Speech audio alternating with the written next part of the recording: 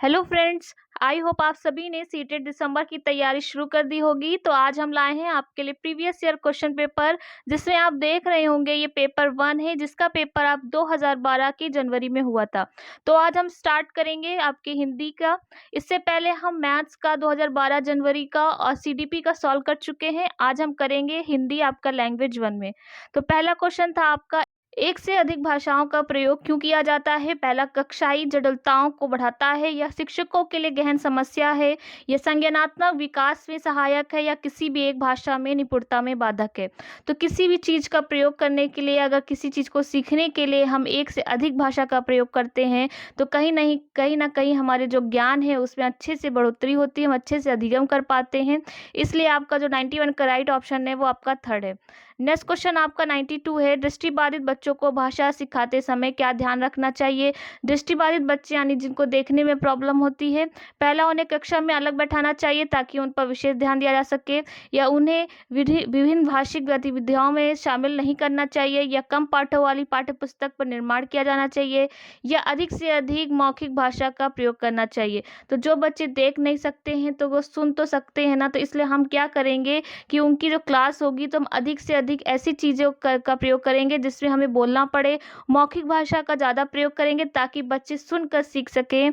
इसलिए आपका यहाँ पे फोर्थ ऑप्शन सही हो जाएगा। नेक्स्ट क्वेश्चन आपका 93 पूछा था, प्राथमिक स्तर पर भाषा की पाठ्य पुस्तकों में किस तरह की रचनाओं को स्थान दिया जाना चाहिए? पहला, विदेशी साहित्य की रचनाएं, या ऐसी रचनाएं जो बच्चों के परिवेश से जुड़ी हो और जिनमें आपकी भाषा की अलग अलग छटाएं हों, या जो प्रत्यक्ष रूप से मूल्यों पर आधारित हो, या केवल कहानियों अथवा कविताओं पर। तो 93 का आपका जो राइट ऑप्शन है कि किसी भी प्राथमिक स्तर पर जो भाषा होनी चाहिए, जो बच्चों की पाठ्य पुस्तकें होनी चाहिए, उनमें ऐसी रचनाएं होनी चाहिए जो बच्चों को परिवेश से जोड़े, उसके वातावरण से जोड़े, जिससे भाषा की अलग अलग छटाएं हों, बच्चा तरह तरह की चीज़ें सीख सके। इसलिए यहाँ पे आपका ऑप्शन नंबर 2 सही हो जाएगा। नेक्स्ट 94 है आपका, निम्नलिखित में से कौन सा बच्चों की भाषिक क्षमता के आकलन का सबसे उचित तरीका है? पहला, बादल, आसमान, चिड़िया, बच्चे आदि संज्ञा शब्दों का प्रयोग करते हुए कहानी लिखिए, या संज्ञा की परिभाषा को पूरा कीजिए, या संज्ञा को परिभाषित कीजिए, या संज्ञा के शब्दों के 2 उदाहरण लिखिए। तो यहाँ पे 94 का जो ऑप्शन आपका जाएगा कि बच्चों को जो भाषिक क्षमता होती है उसको आकलन करने के लिए हम किसी भी टॉपिक बच्चों को दे देंगे और उसके बारे में हम पूछेंगे, ताकि बच्चा उस बारे में कितना जानता है हम ये जान सकेंगे। तो यहाँ पे आपका जो राइट आंसर जाएगा वो फर्स्ट हो जाएगा कि बादल, आसमान, चिड़िया, बच्चे आदि संज्ञा शब्दों का प्रयोग करते हुए कहानी लिखने को कहेंगे। नेक्स्ट क्वेश्चन आपका 95 पूछा गया था कि बच्चों के मौखिक अभिव्यक्ति का विकास के लिए सबसे कम प्रभावी तरीका कौन सा है? पहला, व्याकरण आधारित संरचना अभ्यास, या अपने अनुभवों का वर्णन, या बातचीत करना, या संवाद अदायगी। तो यहाँ पे बच्चों के मौखिक अभिव्यक्ति के जो विकास है, यानी बच्चा जो वाद विवाद या संवाद करता है, उससे सबसे कम प्रभावी जो आपका होता है वो 95 का आपका फर्स्ट हो जाएगा, क्योंकि हमारा जो व्याकरण का प्रयोग होता है वो हम लिखने में करते हैं, ना कि हम बोलने में करते हैं। इसलिए पहला ऑप्शन आपका राइट हो जाएगा। नेक्स्ट क्वेश्चन नंबर 96 है, निम्नलिखित में से कौन सा द्वितीय भाषा शिक्षण का उद्देश्य नहीं है? पहला, विभिन्न क्षेत्रों स्थितियों में हिंदी की विभिन्न प्रयुक्तियों को समझने की योग्यता का विकास, या सेकेंड, हिंदी के व्याकरण नियमों को कंठस्थ करना, या दैनिक जीवन में हिंदी समझने तथा बोलने की क्षमता का विकास, या बोलने की क्षमता के अनुरूप लिखने की क्षमता का विकास। तो यहाँ पे द्वितीय यानी कि आपकी जो सेकेंड लैंग्वेज होती है उस भाषा शिक्षण का जो मेन उद्देश्य नहीं होता है वह हमारा होता है कि हिंदी के व्याकरण नियमों को कंठस्थ करना, यानी कि हम बच्चों को एनसीईआरटी भी पढ़े होंगे तो उससे भी लिखा है कि बच्चों को हम रटता नहीं कह सकते कि आप कोई चीज़ रट लीजिए या रटन प्रणाली पे आपका आधारित हो। इसलिए आपका जो राइट आंसर जाएगा, जो मेन उद्देश्य नहीं है, वो आपका ऑप्शन नंबर 2 हो जाएगा। नेक्स्ट क्वेश्चन नंबर आपका 97 है, भाषा सीखने के लिए कौन सा कारक सर्वाधिक महत्वपूर्ण है? पहला, भाषा के व्याकरण नियम या पाठ पर आधारित प्रश्नोत्तर, या भाषा की पाठ्य पुस्तक, या समग्र भाषिक वातावरण। तो 97 का जो आपका राइट आंसर जाएगा कि भाषा सीखने के लिए जो कारक सबसे महत्वपूर्ण है वह है समृद्ध आपका भाषिक वातावरण, कि बच्चा जैसे अपने परिवेश में रहता है उसी तरह से वो बेहतर सीख सकता है। इसलिए यहाँ पे राइट ऑप्शन आपका 4 हो जाएगा। नेक्स्ट क्वेश्चन नंबर 98 है, किसी भाषा का मूल्यांकन करते समय आप सबसे ज़्यादा किसे महत्व देंगे? सीखने की की क्षमता का आकलन या काव्य सौंदर्य या निबंध लिखने की योग्यता या व्याकरण नियम। तो भाषा का मूल्यांकन करते समय सबसे ज़्यादा जो हम ध्यान देंगे वो सीखने पर देंगे, उसके अधिगम के आकलन पर देंगे, इसलिए आपका राइट ऑप्शन यहाँ पे फर्स्ट हो जाएगा। 99 क्वेश्चन आपसे पूछा गया था कि एक बहुभाषिक कक्षा में आप किसे सबसे कम महत्व देंगे। यानी कि यहाँ पे पूछा गया है कि सबसे कम महत्व हम किसको देंगे, यानी कि बहुभाषिक कक्षा में जहाँ पे हम बहुत सारी भाषा का प्रयोग करके बच्चों को पढ़ाते हैं। तो यहाँ पे विभिन्न प्रकार का बाल साहित्य होगा, या भाषा या कक्षा में विभिन्न प्रकार की सामग्री में समृद्ध वातावरण होगा, या कक्षा के बहुभाषिक और बहुसांस्कृतिक संदर्भों के प्रति संवेदनशीलता होगा, या बच्चों को सिखाने की दो भाषाओं के मध्य विद्यमान समानता व अंतर का विश्लेषण कैसे किया जाता है। तो 99 का जो आपका राइट ऑप्शन है, यहाँ पे आपका जो सबसे कम महत्व देंगे वो हो जाएगा ऑप्शन नंबर 4, कि बच्चों को सिखाना कि दो भाषाओं के मध्य विद्यमान समानता और अंतर का विश्लेषण किया।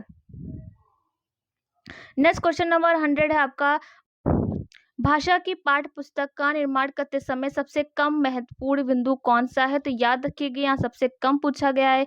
तो अभ्यासों में वैविध्य होगा, या पाठों की संख्या होगी, या विषय वस्तु में वैविध्य होगा, या भाषा की विभिन्न छटाएं होंगी। तो हमारे पाठ्य पुस्तक का निर्माण करते समय हमारा जो सबसे कम महत्वपूर्ण बिंदु होगा वो पाठों की संख्या होगी। तो यहाँ पे हम ये फोकस नहीं करेंगे, ये मोटिव नहीं रखेंगे कि हमारे पाठ कितना है, बल्कि हम कैसा हम पाठ का निर्माण कर रहे हैं, किस उद्देश्य से कर रहे हैं, ये हमारे लिए जरूरी हो जाता है। इसलिए 100 का आपका राइट ऑप्शन सेकंड हो जाएगा। नेक्स्ट क्वेश्चन आपका 101 है, बहुभाषिकता यानी कि भाषाई समृद्धि को खतरे में डालती है, या भाषा सीखने में बाधा उत्पन्न करती है, या भाषा सीखने में एक महत्वपूर्ण संसाधन है, या भाषा सिखाने में बहुत बड़ी बाधा है। तो बहुभाषिकता जो होती है वह आपका भाषा सीखने में एक महत्वपूर्ण संसाधन है, क्योंकि बच्चा किस क्षेत्र से आया है, किस एरिया से आया है, ये हमें नहीं पता है। लेकिन अगर हम बहुभाषिकता का प्रयोग करते हैं तो बच्चा अपने वातावरण से जोड़कर उसको सीख सकता है, इसलिए ऑप्शन 3 यहाँ पे सही हो जाएगा। नेक्स्ट क्वेश्चन आपका 102 है, भाषा विद्यालय में ही सीखी जाती है, या एक नियमबद्ध व्यवस्था है, या सदा व्याकरण के नियमों का ही अनुगमन करती है, या नियमों के जानकारी से ही निखरती है। तो यहाँ पे आपका 102 का जो राइट ऑप्शन जाएगा वो सेकंड हो जाएगी, कि जो भाषा होती है वह एक नियमबद्ध व्यवस्था होती है, क्योंकि जैसे जैसे हम नियम सीखेंगे वैसे वैसे हम भाषा का अधिगम भी कर लेंगे, इसलिए आपका राइट ऑप्शन सेकंड हो जाएगा। उसके बाद आपका 103 क्वेश्चन पूछा गया था, बच्चे विद्यालय आने से पहले अपने भाषा की नियमबद्ध व्यवस्था व्यवहारिक कुशलता के साथ आते हैं, या कोरी स्लेट होते हैं, या भाषा का समुचित उपयोग करने में समर्थ नहीं होते हैं, या भाषा के चारों कौशलों पर पूर्ण अधिकार रखते हैं। तो बच्चा जब पहली बार विद्यालय आता है तो बच्चा एक कोरी स्लेट की तरह होता है, या फिर अपनी भाषा की नियमबद्ध व्यवस्था की व्यवहारिक कुशलता के साथ आते हैं।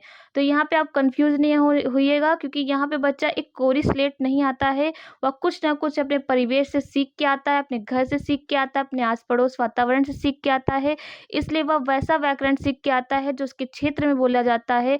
इसलिए आपका जो राइट ऑप्शन जाएगा वो फर्स्ट हो जाएगा, कि अपनी भाषा के नियमबद्ध व्यवस्था की व्यवहारिक कुशलता के साथ वह घर स्कूल आते हैं। नेक्स्ट क्वेश्चन नंबर आपका 104 है, कि भाषा अर्जन और भाषा अधिगम के संदर्भ में कौन सा कथन सही नहीं है। पहला, भाषा अर्जन में विभिन्न संकल्पनाएं मातृभाषा से बनती हैं, या भाषा अधिगम में अभी भी अनुवाद का सहारा नहीं लिया जाता है, या भाषा अर्जन सहज और स्वाभाविक होता है, या जबकि भाषा अधिगम प्रयासपूर्ण होता है, या सांस्कृतिक भिन्नता भाषा अर्जन और भाषा अधिगम को प्रभावित करने वाला महत्वपूर्ण कारक है। तो यहाँ पे आपका भाषा अधिगम के संदर्भ में जो कथन सही नहीं है 104 का, वो आपका सेकंड हो जाएगा, कि भाषा अधिगम में कभी भी अनुवाद का सहारा नहीं लिया जाता है, इसलिए आपका राइट ऑप्शन 2 हो जाएगा। नेक्स्ट क्वेश्चन 105 है आपका, मंदिरा पहली कक्षा में पढ़ती है और वह मुझे आम बहुत अच्छा लगता है, मैं थक गई आदि वाक्यों का प्रयोग करती है। तो मंदिरा केवल सर्वनाम का ही प्रयोग करती है, या केवल लिंग की दृष्टि से ही सर्वनाम का समुचित प्रयोग करना चाहती है, या केवल मैं वाले वाक्य ही बोल सकती है, या लिंग वचन क्रिया आदि की दृष्टि से सर्वनाम का प्रयोग करना जानती है। तो यहाँ मंदिरा जो है वो कह रही है कि मुझे अपना यानी कि मुझे आम बहुत अच्छा लगता है, मैं थक गई हूँ। तो इस तरह से वाक्य जो होते हैं ये कहलाते हैं हमारे लिंग वचन क्रिया आदि की दृष्टि से सर्वनाम का प्रयोग करना जानती है। तो आपका राइट ऑप्शन 4 हो जाएगा। नेक्स्ट आपके यहाँ 106 से 111 तक आपकी एक कविता दी गई है। इस कविता को आप ध्यान से पढ़ लीजिएगा। एक हरा-भरा हो जीवन अपना, स्वस्थ रहे संसार। हम आपको यहाँ पे डायरेक्ट आंसर बता देंगे, आप इसको खुद से पढ़िएगा और फिर आंसर को मैच करिएगा। तो सबसे पहले आपकी कविता का क्वेश्चन पूछा गया था, हरा-भरा जीवन का अर्थ क्या है? आपको कोई भी आपका जो गद्यांश होता है, पद्यांश होता है, उसके आंसर आपको खुद से नहीं देने हैं कि आपको जो पता है उसके बारे में बताना है। आपके पैरे में जो आपका यानी कि पैराग्राफ में जो मेंशन है, उसका जो अर्थ होगा वहाँ से आपको ढूँढ के बताना है, ना कि आपको खुद से। तो हमारी कविता में जो हरा-भरा जीवन का अर्थ है, उसका आपका राइट ऑप्शन जाएगा डी, यानी आपका 4 ऑप्शन, खुशियों से परिपूर्ण जीवन। यहाँ पे हरा-भरा जीवन का अर्थ है। नेक्स्ट क्वेश्चन आपका 107 है, कौन-सी चीज़ें बाहर लेकर आती हैं? तो आपकी जो कविता में मेंशन किया गया 107 का, वो आपका थर्ड है कि समस्त प्राकृतिक उपादान, यानी कि उपादान आपका थर्ड ऑप्शन यहाँ पे सही हो जाएगा। नेक्स्ट क्वेश्चन 108 है, कवि ने सृष्टि का उपहार किसे कहा है कविता में? तो आपका 108 का जो राइट ऑप्शन जाएगा वो थर्ड हो जाएगा कि आप जब कविता पढ़ेंगे तो पता चल जाएगा कि प्राकृतिक सुंदरता और उससे उत्पन्न होने वाली खुशी ही कवि ने सृष्टि का उपहार कहा है। तो थर्ड ऑप्शन यहाँ पे सही हो जाएगा। उसके बाद आपका 109 जो क्वेश्चन पूछा गया था कविता से कि कवि यह संदेश देना चाहता है कि, कविता में क्या संदेश दे रहा है?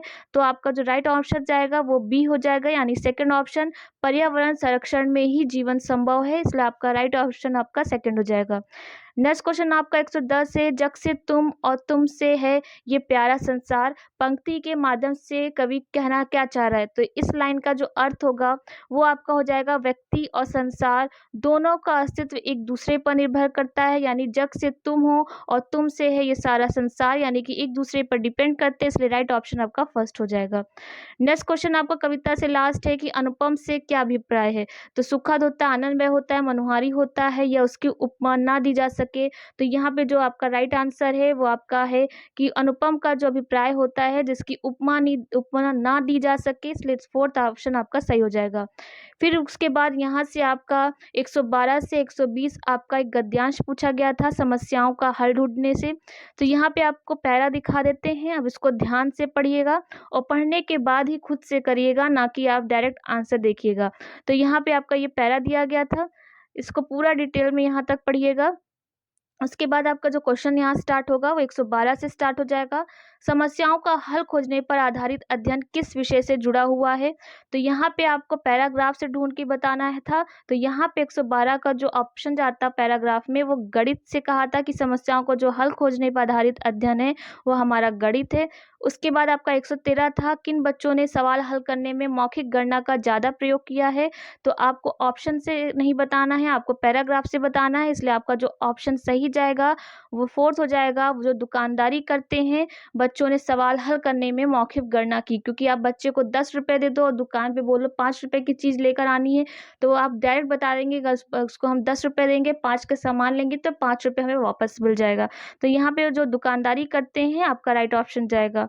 114 आपका पूछा गया था, अनुच्छेद के आधार पर कहा जा सकता है कि, तो अनुच्छेद के आधार पर कहा जा सकता है आपका राइट ऑप्शन जाएगा पहला कि बच्चे रोजमर्रा के जीवन में काम करने वाली दक्षताओं को स्वतः ही हासिल कर लेते हैं, इसलिए राइट ऑप्शन आपका पहला हो जाएगा। उसके बाद आपका 115 पूछा गया था कि दुकानदार बच्चे हिसाब लगाने प्रायः गलती नहीं करते हैं, क्योंकि आपका जो राइट आंसर जाएगा वो बी हो जाएगा, क्योंकि गलती का असर उनके काम पर पड़ता है, इसलिए डर की वजह से वो कहीं ना कहीं चीज़ों को ध्यान से उसकी गणना करते हैं, इसलिए राइट ऑप्शन आपका सेकंड हो जाएगा। 116 था कि जो दक्षताएं हमारे दैनिक जीवन में काम नहीं आती उनमें हमारा प्रदर्शन अक्सर कैसा होता है? तो जो हमारी जो स्किल होती हैं उसको हम जो डेली अपने यूज़ में नहीं लाते हैं, तो उसका जो प्रदर्शन होता है वो आपका राइट ऑप्शन जाएगा कि अच्छा खराब होता रहता है, यानी कि कभी हमारा अच्छा हो जाता है, कभी खराब हो जाता है, इसलिए राइट ऑप्शन आपका फर्स्ट हो जाएगा। नेक्स्ट 117 था, अनुच्छेद के आधार पर बताइए कि सामाजिक व सांस्कृतिक परिवेश ज्ञान को क्या कहेंगे? तो यहाँ पे 117 का जो राइट ऑप्शन जाएगा वो बी जाएगा कि आपका सांस्कृतिक या फिर सामाजिक परिवेश ज्ञान को बनाने में मदद करता है और उसे संकुचित सीमित भी कर सकता है, इसलिए सेकेंड ऑप्शन यहाँ पे राइट हो जाएगा। फिर 118 आपका था, एक प्रत्यय का उदाहरण क्या है? तो प्रत्यय जो आपके शब्द के अंत में लगता है, तो यहाँ पे आपका जो 118 का जाएगा वो पहला ही हो जाएगा, क्योंकि सांस्कृतिक शब्द जो है वो संस्कृत से बनी है, संस्कृत में जब एक प्रत्यय लगाएंगे तो सांस्कृतिक बन जाएगी। उसके बाद आपका 119 पूछा गया था, मन गणित का क्या अर्थ है? तो मन गणित का अर्थ होता है 119 का जो राइट ऑप्शन जाएगा वो हो जाएगा फोर्थ, कि मन ही मन हिसाब लगाना, यानी अपने मन से चीज़ों की गणना करना। आपका फोर्थ ऑप्शन सही हो जाएगा। और आपका हिंदी का जो लास्ट क्वेश्चन था कि संयुक्त क्रिया का आधा उदाहरण क्या है? यानी संयुक्त यानी किसी जोड़ के, यानी कि दो जो क्रियाएं होती हैं उनको जोड़ दिया जाए। तो दुकान संभालते हैं, हिसाब लगाते हैं, स्कूल जाते हैं या अध्ययन किया जाता है। तो 120 का जो राइट ऑप्शन है यहाँ पे आपका फोर्थ हो जाएगा, क्योंकि यहाँ पे दो क्रिया हो रही है, एक अध्ययन भी हो रहा है और किया भी जा रहा है, इसलिए आपका दो यहाँ पे संयुक्त क्रिया हो गई, इसलिए आपका ऑप्शन 4 यहाँ पे सही हो जाएगा। तो ये था आपका 2012 का। आपके 2 बार पेपर हुए थे, एक जनवरी में हुआ था, एक नवंबर में हुआ था। ये आपका जनवरी का पेपर था, जिसमें हमने आपको आपके सीडीपी को, मैथ्स को सॉल्व करा दिया है। तो आपको अपने सीटेट दिसंबर की तैयारी अभी से करनी है प्रीवियस ईयर क्वेश्चन के साथ। अगर आपको वीडियो अच्छा लगा हो तो लाइक कमेंट शेयर ना करिएगा। आज के लिए आपको थैंक यू।